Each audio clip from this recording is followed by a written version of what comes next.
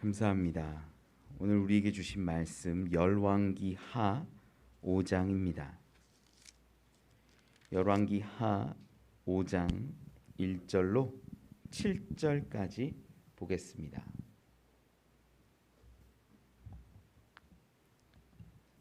열왕기하 5장 1절로 7절의 말씀 구약성경 567면에 있습니다.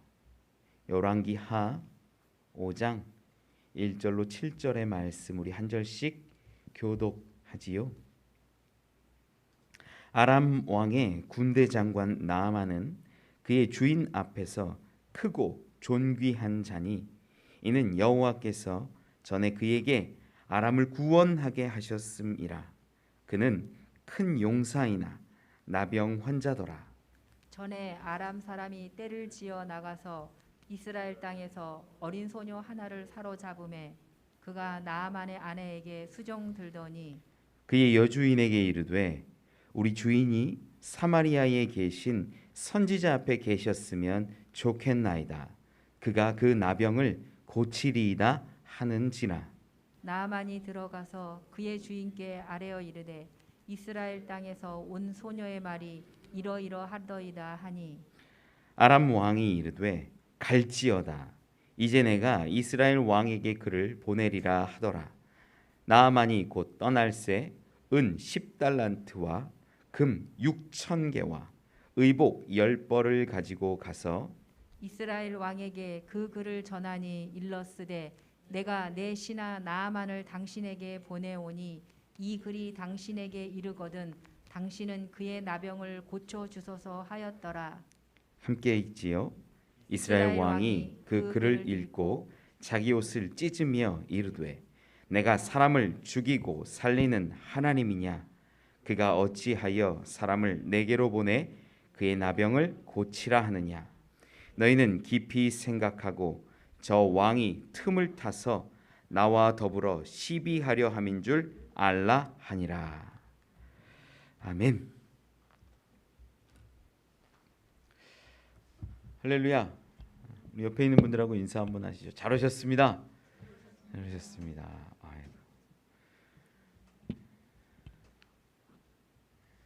경영 컨설턴트 가운데 이 스티븐 코비라는 유명한 분이 계세요. 이분이 쓴 저서 가운데 나오는 짧은 이야기인데요. 남태평양에 키니와타라는 섬이 하나 있습니다. 이 키니와타라는 섬에는 독특한 결혼 풍습이 있는데 이 결혼 풍습이 뭐냐면 아내를 데려올 때 남자가 이 아내의 집에 암소를 이렇게 답례품으로 주는 거예요. 소를 이렇게 데려다 주는데 너무 아름답고 예쁜 아내를 얻으면 소를 4마리를 가져다 준답니다. 근데 매력이 좀 떨어지면 3마리만 소를 가져다 준대요. 만약에 볼품없고 자기 마음에 하나도 안 든다 그러면 뭐 1마리 이렇게 갖다 줄 수도 있겠지요. 근데 이 키니와타라는 이 섬에 이 링고라는 남자가 결혼을 한 거예요. 링고라는 사람이 결혼을 했는데 이 결혼하면서 암소를 보내는데 몇 마리 보내냐? 8마리를 보낸 거예요. 여기서 드는 생각은 이제 아름다운가? 근데 이 남태평양 이 섬에 여인들의 미의 기준이요 뚱뚱하고 우리 지금 보기에는 별 볼 것 없는 그런 여인이 미의 기준인 거예요. 그런 곳에 살고 싶은 마음도 제가 들기는 합니다. 그곳에서는 그렇게 좀 풍채도 있고 그런 여인들이 이제 인기가 있는 거죠. 그런데 이 링고라는 남자가 데려온 아내는 삐쩍 마른 거예요. 그리고 어깨도 구부정하고 볼품이 없는 거예요. 그런데 암소를 8마리를 주고 데려왔어요. 선교사님이 이 링고의 집에 방문했답니다. 사람들의 들리는 그 소리들은 아내가 볼품없다. 그런데 8마리나 줬냐? 바보냐? 뭐 이런 이야기들이 소문이 그 섬에 이렇게 돌았지요.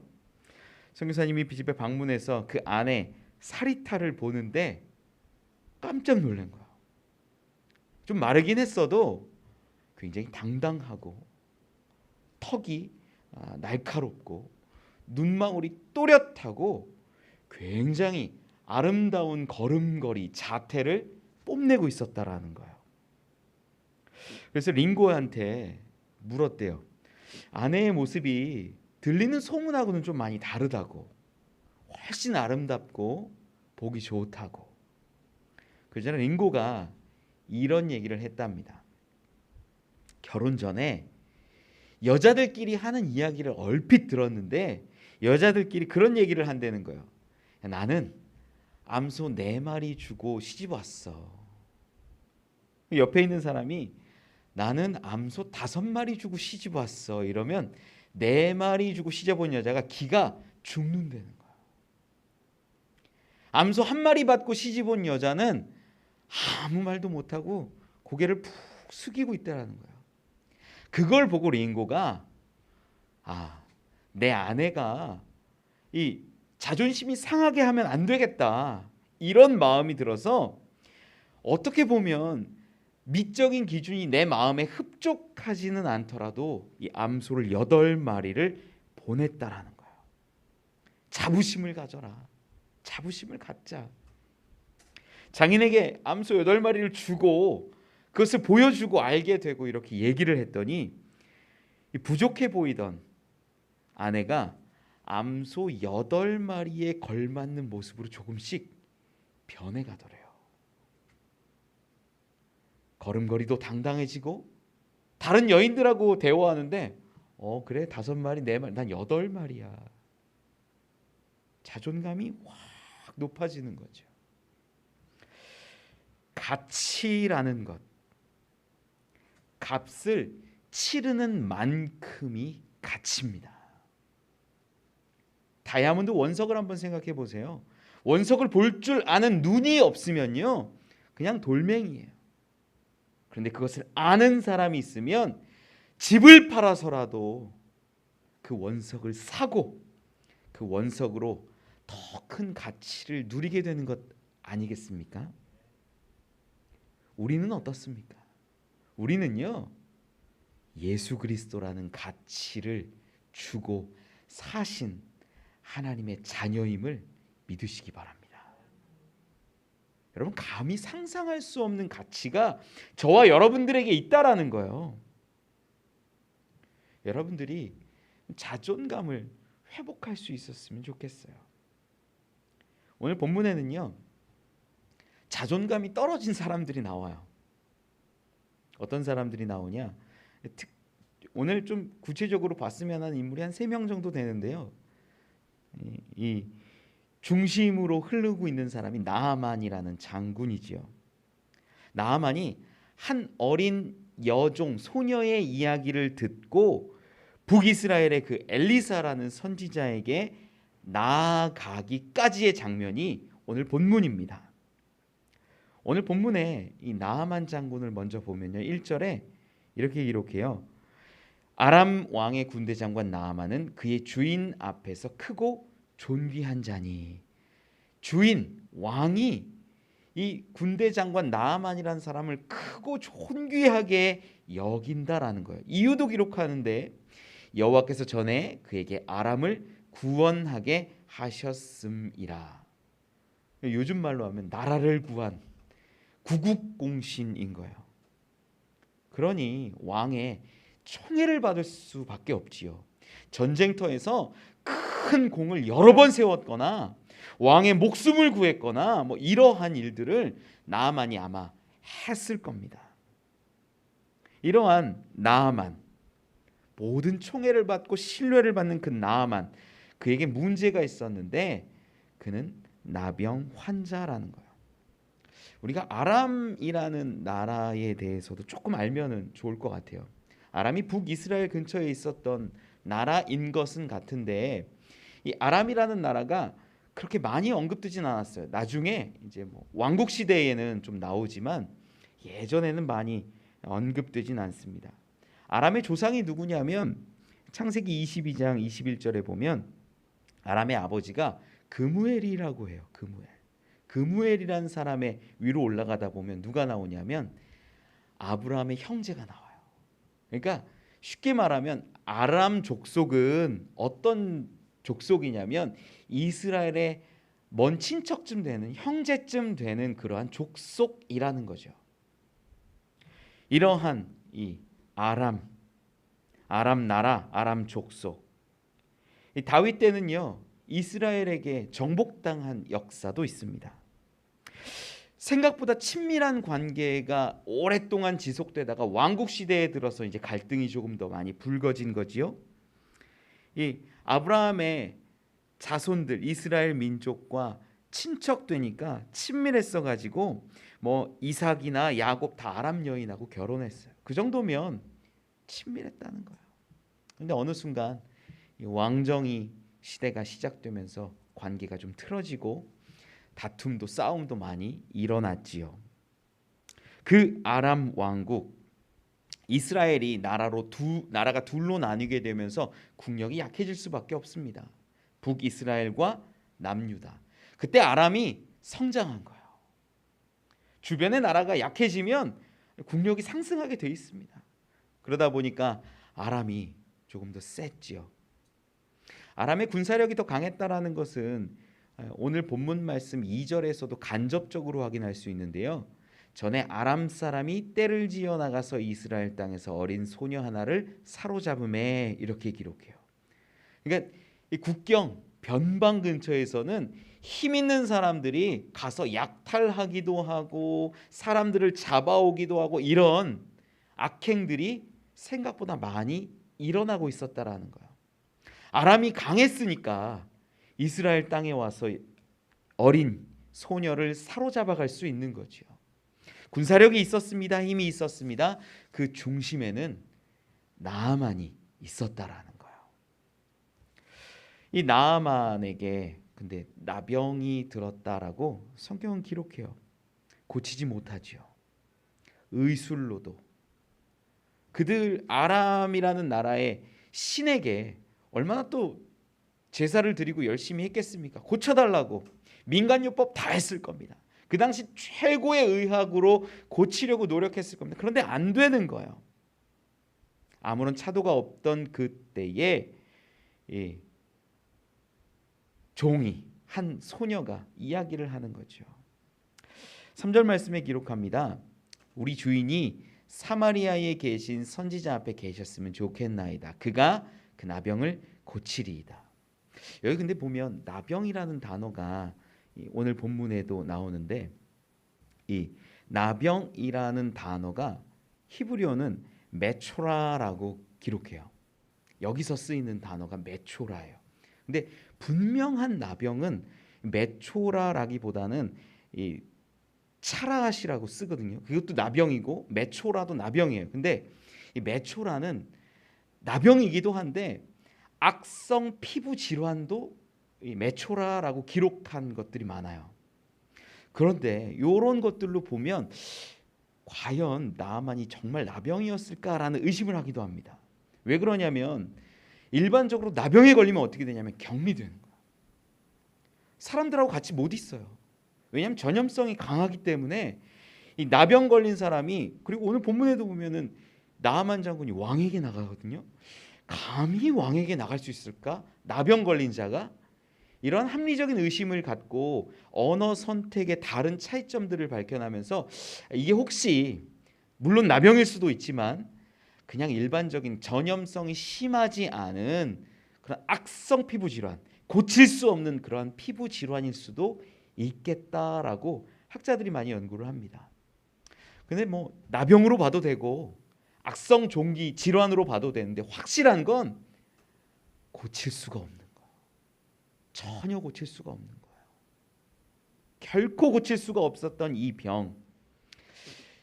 이 여종이 야 사마리아에 계신 선지자 앞에 있으면 우리 왕이 우리 주인님이 나아만이 그 병을 고칠 것이다. 이 소망을 이 소녀가 이야기하는 거죠.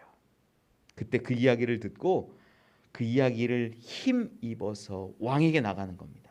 왕에게 하는 얘기가 이러이러합니다. 사마리아에 선지자가 있는데 내가 그에게 가면 나을 것 같습니다. 우리 여종이 말합니다. 참 신기한 게요.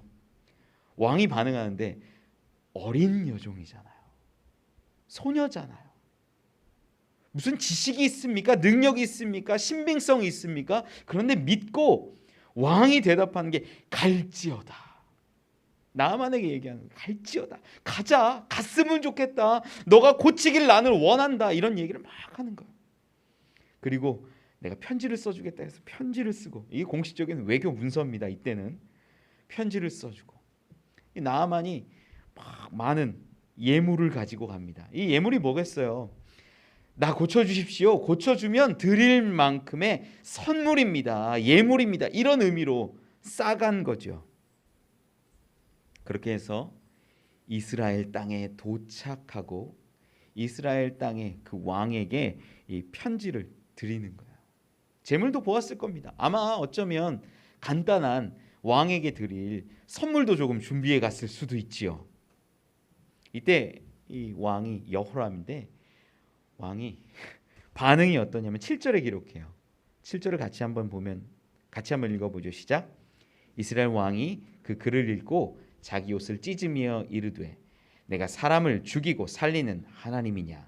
그가 어찌하여 사람을 내게로 보내 그의 나병을 고치라 하느냐? 너희는 깊이 생각하고 저 왕이 틈을 타서 나와 더불어 시비하려 함인 줄 알라 하니라. 시비하는 것 같다라고 말하는 거예요. 아무래도 정치적인 계산을 해서 나병 못 고치면 군대 장관이 왔으니 여기서 돌변해서 싸움 일으키면 충분히 싸우겠다. 우린 큰일 났다. 이렇게 말하는 거예요. 여러분, 오늘 본문 가운데 중요하게 등장한 세 사람, 어린 소녀, 나아만, 그리고 이스라엘의 북이스라엘의 왕, 이 세 사람을 통해서 우리가 믿음에 대한 것들을 한번 고민해 보기를 원합니다. 믿음이 어떤 능력을 가져오는지, 그리고 또 믿음이 무엇을 이끌어 가는지, 또 어떤 믿음이 진정한 믿음인지, 이런 것들을 좀 함께 살펴보았으면 좋겠어요. 첫 번째는요, 어려운 상황에서 빛나는 믿음이 있다라는 것입니다. 본문에 등장하는 어린 소녀는요, 아무리 봐도 신기해요. 이 2절에 보면 아람 사람이 떼를 지어 나가서 이스라엘 땅에서 어린 소녀 하나를 사로잡았다 이렇게 기록해요. 그러니까 아람 사람들이 국력으로 가서 약탈하는 가운데 사람을 붙잡아 온 거잖아요. 힘이 세니까 사람들 괴롭힌 거예요. 사람들 데려온 거예요. 이 어린 소녀의 마음을 한번 상상해 보세요. 타국으로 갑자기 왔습니다. 잡혀왔습니다. 노예가 된 거예요. 종이 된 거예요. 내 집, 내 가정, 내 친구, 내 부모 다 잃어버렸어요. 이곳에 와서 아무것도 할 수 없는 존재가 되어 버렸다라는 거예요. 그리고 그곳에서 노예 생활하고 있는 거예요. 종살이하고 있는 거예요. 그 삶이 얼마나 기구합니까?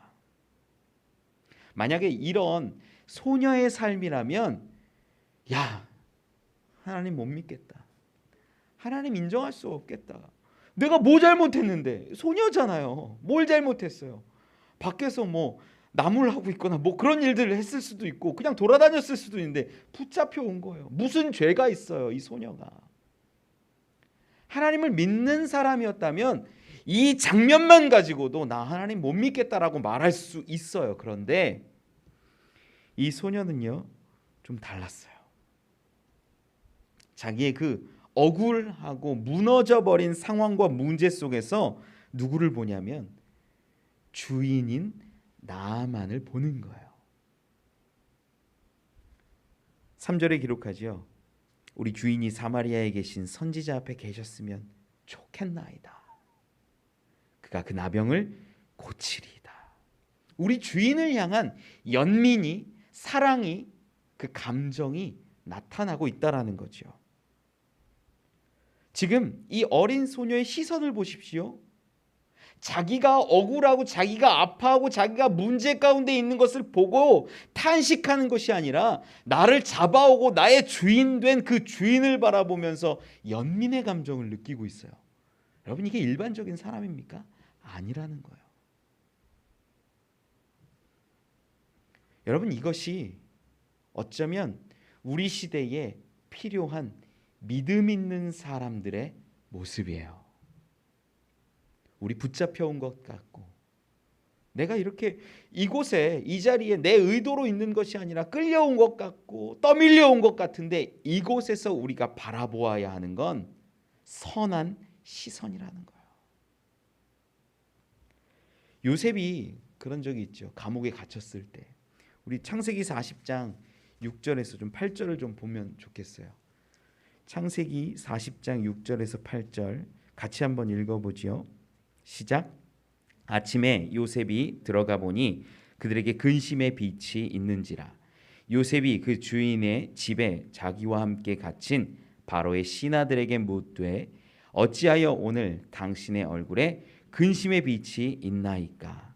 그들이 그에게 이르되 우리가 꿈을 꾸었으나 이를 해석할 자가 없도다. 요셉이 그들에게 이르되 해석은 하나님께 있지 아니하니까 청하건대 내게 이르소서. 요셉이요, 지금 보디발의 집에 어디 있냐면 감옥에 있어요. 수감자예요. 갇혀 있고 아무것도 할 수 없는 존재인데 지금 그 감옥에 다른 사람들이 들어온 거예요. 그 사람들의 얼굴에 빛이, 근심의 빛이 있으니까 하는 말이 무슨 문제냐, 무슨 어려움이 있냐. 여러분, 말이 됩니까? 요셉은 이방인이에요. 노예예요. 지금 감옥에 갇혀 있어요. 그런데 바로의 신하라고 대단한 사람들이 잠깐 그 근위대장 그 집에 감옥에 잠깐 갇힌 거예요. 저들은 잠깐 잘못했을지라도 언제든 풀려날 수 있는 자들입니다. 노예된 자가 그 사람들의 얼굴에 근심의 빛을 보고 가서 묻는 거예요. 말하는 거예요. 여러분, 내 코가 석자라는 말이 있어요. 내 상황이 문제가 안 풀려 있고 내가 더 문제가 많고 내 어려움이 더 많다라는 의미지요. 다른 사람을 도울 수 없고 다른 사람에게 무언가 선한 영향력을 펼칠 수 없다라는 겁니다. 그런데 요셉도 그러하고 이 어린 소녀도 그러해요. 나보다 더 잘 나가는 사람인 것 같고 나보다 더 대단한 사람인 것 같은 그들에게 나아가서 선한 말을 선포한다라는 거죠. 여러분, 이게 어려운 상황 가운데 빛나는 믿음입니다. 대조되는 인물이 하나 있어요. 그 사람은 바로 이스라엘의 왕이에요. 아람 왕이 편지를 써서 보냈지요. 그리고 수많은 예물을 가져온 것도 보고 들었을 겁니다. 이 상황 가운데 왕은 어떤 얘기를 하냐면 7절에 너희는 깊이 생각하고 저 왕이 틈을 타서 나와 더불어 시비하려 함인 줄 알라 하니라. 정치적인 이슈 분쟁거리를 만드는 것이라고 생각하는 거예요. 자, 보세요. 똑같이 앞에 이 나병 환자가 있는데 이 어린 소녀는 자기 상황은 정말 문제가 많고 억울하고 붙잡혀 있고 매여 있는 삶인데 그 사람을 보고 연민을 느끼고 사랑을 느끼고 잘 됐으면 좋겠다라고 말하고, 이 왕은 누구를 보고 있어요? 이 일 뒤에 어떤 정치적인 계산이나 계략이 있는 것은 아니냐, 자기의 현실을 보고 있어요. 7절에 기록해요. 이스라엘 왕이 그 글을 읽고 자기 옷을 찢으며 이르되 내가 사람을 죽이고 살리는 하나님이냐. 그 사람의 아픔을 보는 게 아니라 나를 보는 거예요. 나를 보고 야, 내가 무슨 하나님이야, 내가 살리고 죽여, 무슨 나한테 와서 고쳐달라 그래 라고 이야기하죠. 자기중심적인 왕의 모습을 우리는 확인합니다. 어린 소녀는 자기의 상황은 노예인데 주인을 생각하고 주인을 바라보았지요. 문제의 순간에 어려움의 상황에서 이 주인을 바라보고 그리고 그것보다 더 크신 하나님을 바라보았어요. 하나님을 전한 거예요. 그런데 이 북이스라엘의 왕은 문제의 순간에 나를 바라보고 하나님께 묻거나 하나님께 아뢰거나 하나님을 찾지 않았다라는 거예요. 두 사람이 너무 극명하게 대조돼요.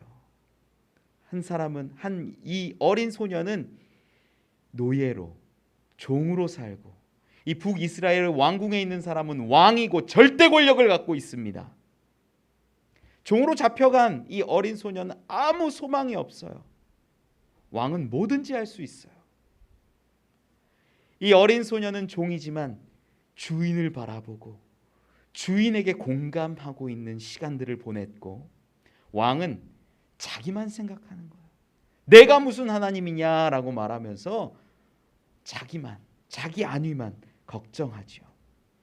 이 어린 소녀는 주인에게 하나님의 선지자, 하나님의 사람을 전하고 소망을 갖게 하고, 이 왕은요 아무것도 행하지 않아요.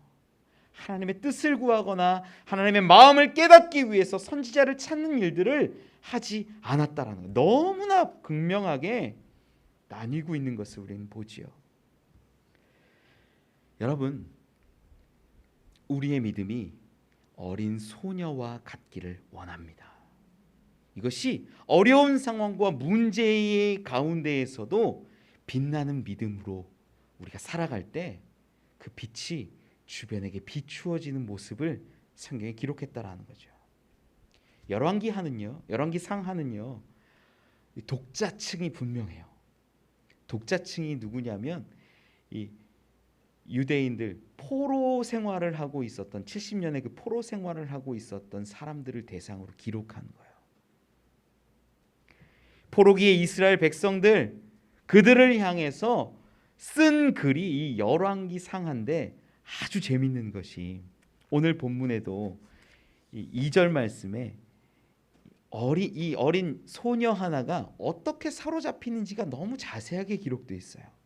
전에 아람 사람이 떼를 지어 나가서 이스라엘 땅에서 어린 소녀 하나를 사로잡음에, 이 다음에는요 여주인에게 이야기하고 나서 여주인이 나아만에게 말하는 장면, 이런 거 다 생략되어 있어요. 중요한 장면들이 생략되어 있는데 이 어린 소녀가 붙잡혀 오는 과정을 자세하게 기술해요. 왜 기술했을까? 왜 기술했을까요? 바로 지금 이 독자층이 누구예요?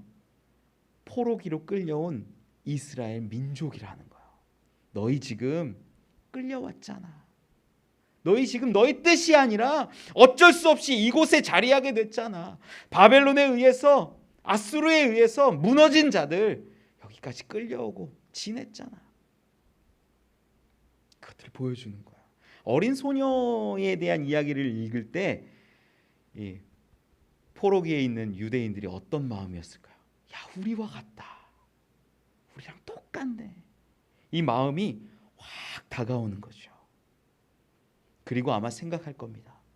그래, 우리도 이러한 무너진 상황 가운데 저 어린 소녀처럼 희망을 가져야겠다, 소망을 가져야겠다, 믿음을 가져야겠다. 우리 믿음이 다 떨어지고 하나님을 바라보는 그 시선도 없지만 이제 우리가 이곳에서라도 믿음을 잃지 않고 복음을 전하는 사람들이 되어야겠다. 이런 말들 아마 저들이 열왕기서를 읽으면서 했을 겁니다. 하나님은요 이스라엘이라는 나라를 왕과 같이 세워주셨고 제사장 족속이 되게 하셨고 큰 은혜와 존귀를 주셨어요. 그런데 북이스라엘, 남유다 다 죄악 가운데 지내요. 예레미야 25장 4절로 7절에 보면 악행을 임삼고 다른 신을 섬기는 그 모습들이 쭉 기록되어 있습니다. 왕의 자리를 주셨는데도 불구하고 하나님을 보지 않고 하나님을 섬기지 않는 이스라엘 민족이 있었다라는 거예요. 그때 예레미야 25장 11절에 이렇게 기록합니다. 같이 한번 읽어보죠. 이 모든 땅이 폐허가 되어 놀랄 일이 될 것이며 이 민족들은 70년 동안 바벨론의 왕을 섬기리라. 포로기 되었다라는 거예요. 이방 섬기고 뭐 잘못했을 때에. 여러분, 우린 분명히 알아야 합니다. 노예로 잡혀간 어린 소녀는 믿음을 가지고 있었어요. 북이스라엘의 왕은 자기만 바라보고 하나님을 바라보지 않는 사람이었어요. 무엇이 하나님이 원하는 믿음이겠습니까? 무엇이 하나님을 드러내며 하나님의 역사를 불러오는 믿음이겠습니까?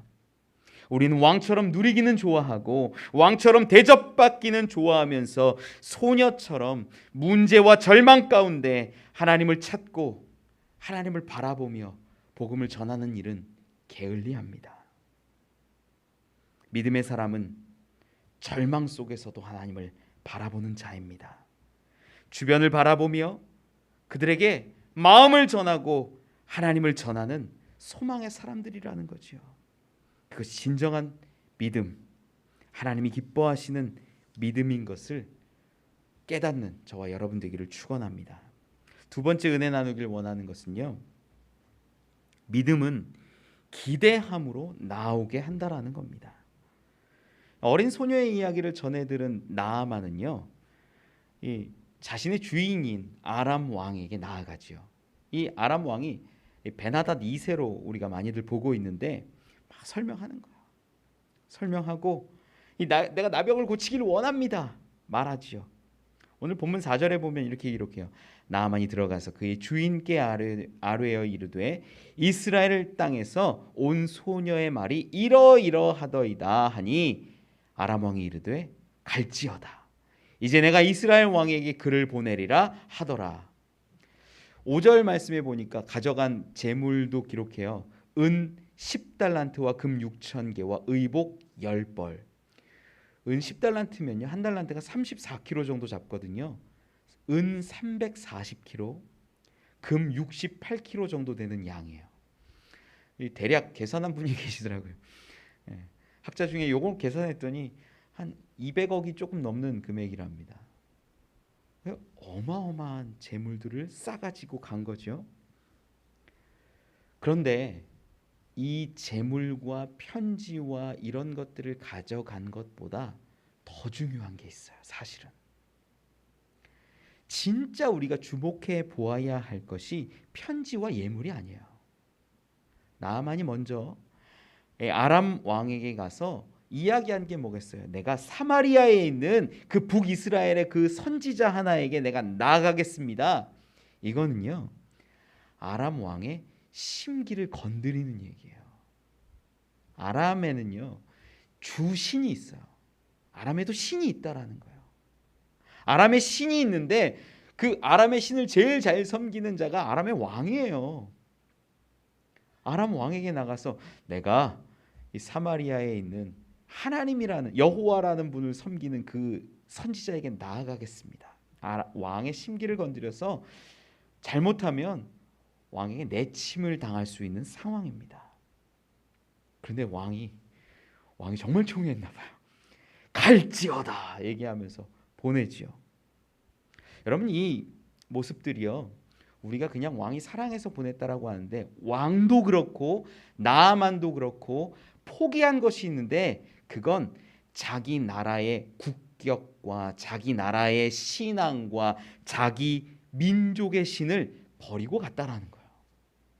여러분, 이거 그냥 일이 아니에요. 보통의 일들이 아니라는 거죠. 이 아람의 주신이 림몬 신이에요. 림몬 신의 이렇게 상을 보면 번개 들고 있어서 때로는 바알처럼 보이기도 하고, 이 로마 신화에 가면은 이게 제우스로 등장하기도 해요. 그러니까 이 림몬 신이 신 중의 신이다. 이 아람 땅에서는. 그래서 아람의 신전에 가면 가운데 아람 그 림몬 신 주신이 있고 나머지 신들이 쫙 있어요. 이러한 신을 버리고 지금 내가 사마리아 땅으로 가서 그 선지자에게 여호와 하나님의 사람에게 의지하고 부탁하고 도움을 얻는다라는 거, 이건 나라를 버리는 일이랑 별반 다르지 않습니다. 힘센 나라의 군대 장관이 힘이 약한 나라의 신에게 도움을 구하고 낫기를 원한다라는 건 이 당시로서는 상상할 수 없는 일이에요. 나라가요, 전쟁을 하잖아요. 전쟁을 해서 이기면 나라의 국력이 커지는 거예요. 그리고 국력이 커지고 전쟁에서 승리했다라는 건 뭘 의미하냐면 이 민족의 신이 우월하다라는 걸 입증하는 거예요. 야, 우리 신이 더 세니까 우리가 싸워서 이겼지, 이런 마음들인 거예요. 그러면 국력이 더 큰 나라에 신을 갖고 있고 더 힘이 세고 작은 나라, 힘이 없는 나라에 가서 그 신에게 부탁할 수 있을까요? 없어요. 없는 거예요. 이 당시 문화로는 불가능해요. 그런데 나아만은 소망으로 나가요. 왜 그랬을까요? 이 소녀 어떻게 보면요, 불분명하잖아요. 뭐 잘 알지도 못하는 것 같고, 이 어린 소녀가 뭘 잘 알 수 있을까? 여호와 하나님이 누군지를 알고 이 선지자가 어떤 사람인지를 알고 이렇게 소개를 하고 얘기를 할까? 여기에는 그 어린 소녀의 분명한 믿음과 담대한 선포가 있었겠죠. 자기의 상황과 자기의 문제와 자기의 형편을 고려하지 않고 내가 알고 있고 내가 믿고 있는 그 하나님, 그 하나님을 나의 주인 된 지금 나아만에게 고한 거예요. 그 말이 나아만을 감동시킨 거죠. 아, 이 어린 여자아이의 삶을 보니까 거짓말 안 하겠고 성실하고 이 아이의 말이라면 내가 들을 만하겠다. 왕에게 나아가 간구하고 부탁한 겁니다. 그래서 자기의 섬기던 신, 자기가 따르던 신까지도 버리고 지금 사마리아 땅으로 향하는 거예요. 여러분, 이건 자존심을 완전히 버려놓은 겁니다. 우리 성경을 쭉 알아서 더 유명한 장면들 알잖아요. 이 요단강에 가서 7번 몸을 씻으라 얘기하니까 나아만 그때는요 혈기 부려요. 야, 우리 땅에 좋은 강물이 얼마나 많은데, 거기서 또 아들 같은 신하가 권면하죠. 내 아버지요, 더 큰 일 시켰으면 그것도 하지 않았겠습니까? 이 정도 뭐가 어렵습니까? 해보시지요. 그가 옷을 입고 강물에 들어갔다면 계급장 같은 거, 화려한 옷, 그것이 다 물에 빠지는 겸손이라는 걸 경험했을 겁니다. 옷을 벗었을 때는 어떻을까요? 그 몸에 있는 악성 종기들, 나병들, 그게 다 사람들에게 드러나면서 창피함과 그 수치스러움이 분명히 있었을 거예요. 그 모든 상황을 가정해서도 들어갈 때 자기가 자존심을 다 내던져 버리고 들어갔다라는 것을 우리는 알 수 있게 돼요. 그 걸음의 시작이 그 여인의, 그 어린 소녀의 이야기를 듣고 한 걸음을 옮기는 것으로 시작됐다라는 겁니다. 그렇게 소망을 갖다 보니까 정말로 여호와 하나님의 선지자 앞에 이르게 되고 그의 말씀대로 행하게 되고 놀라운 일을 경험하지 않습니까? 물론 오늘 본문에 드러난 장면까지는요 분명 믿음이라고 말하기는 어려워요. 나아만이 믿음이 있었다라고 보기는 어려워요. 그런데 이 어린 소녀의 믿음으로 복음 선포로 인하여서 나아만이 품고 있었던 건 소망이라는 거예요. 내가 낫겠다. 저 아이의 말이라면, 그 선지자에게 나아간다면 내가 낫겠다, 깨끗해지겠다라는 그 소망 가지고 나아갔다라는 겁니다. 여러분 가운데 여러분 환경을 넘어서서 복음을 전할 때, 말씀을 전할 때 그 주변 사람들이 소망 갖게 됨을 믿으시기 바랍니다. 우리의 환경이 소망을 주는 게 아니에요. 종이요 노예의 환경일지라도 내가 복음을 전하고 예수를 전할 때에 주변은 그 소망으로 물들게 된다라는 것입니다. 오늘 본문 말씀 넘어가서 15절에는 이런 기록이 있어요. 나아만이 모든 군대와 함께 하나님의 사람에게로 돌아와서 그의 앞에 서서 이르되 내가 이제 이스라엘 외에는 온 천하에 신이 없는 줄을 아나이다. 여러분, 이때야 비로소 나아만은 경험하고 믿는 사람이 되는 것입니다. 로마서 8장 24절에 기록합니다. 우리가 소망으로 구원을 얻었음에. 소망으로 구원을 얻었어요. 처음에 이 어린 소녀의 믿음이 복음으로 전달되고 그 복음의 전함이 이 나아만에게 소망으로 다가왔으며 이 소망이 다시 한번 나아만에게 놀라운 구원으로 임하게 되었다라는 겁니다. 여러분, 이렇게 한 어린 소녀의 믿음이, 복음 전함이 놀라운 일들을 이루게 합니다. 우리도 저 어린 소녀와 같고 또 포로기를 살고 있는 유대인들과 비슷할 수 있어요. 세상에 묶여 있고 물질에 묶여 있고 수많은 것들에 매여 있지만 여러분의 가치를 다시 한번 찾으십시오. 예수 그리스도가 함께 계시기에 우리는 가장 귀한 자들이고, 이제 어떠한 상황에서라도 노예의 같은 그러한 상황일지라도 복음을 전하고 예수를 전할 수 있는 자들이 됩니다. 우리가 전한 복음은 누군가의 소망이 되어 구원을 이루어갈 것입니다. 그러한 빛나는 믿음의 사람들, 소망을 전하는 사람들이 되시기를 축원합니다.